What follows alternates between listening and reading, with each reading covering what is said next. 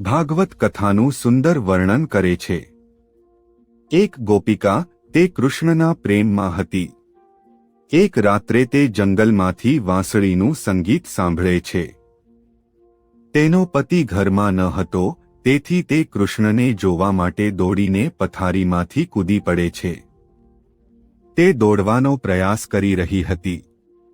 તે લિવિંગ રૂમમાંથી દોડી અને જ્યારે તે મુખ્ય દરવાજા પાસે આવવાની હતી, તેણે જોયું કે તેની સાસુ દરવાજાની ચોકડી પર બેસીને ભાભીના વાળમાં કાંસકો કરી રહી હતી।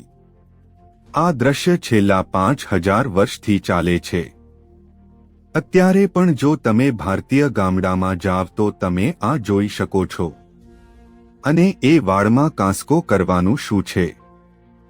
મને ખબર નથી। આ જુઓ અને દિવસ રાત આ દીકરી નીચે બેસશે અને માતા દરવાજાના ચોકઠા પર બેસી જશે અને બધા વાળ એક બાજુ આવી જશે અને કાંસકોના બધા દાંત માથામાં ખોવાઈ જશે, પરંતુ તેમ છતાં તેઓ પીંજણ કરશે। અને મુખ્ય દરવાજાના ચોકઠામાં જોયું તો સાસુ બેઠા હતા અને ભાભી નીચે બેઠા હતા અને વાળ કોંબી રહ્યા હતા। વ્યાસે સુંદર વર્ણન કર્યું છે। આ ગોપિકા, તેણે તેનો એક હાથ દરવાજાની ફ્રેમ પર, અંદરના દરવાજાની ફ્રેમ પર મૂક્યો અને તે ઊભી હતી। એક બાજુ કે વાંસળી સંગીત કૃષ્ણની બધી મીઠી, સુંદર, શ્રેષ્ઠ યાદોને જાગૃત કરી રહ્યું છે અને તેને ખેંચી રહ્યું છે। બીજી બાજુ સાસુ અને ભાભી બેઠી છે અને તેને રોકે છે। તે રોકવું ખૂબ પીડા પેદા કરે છે। તે કોલિંગ ખૂબ જ આનંદ પેદા કરે છે। વ્યાસે સુંદર વર્ણન કર્યું છે।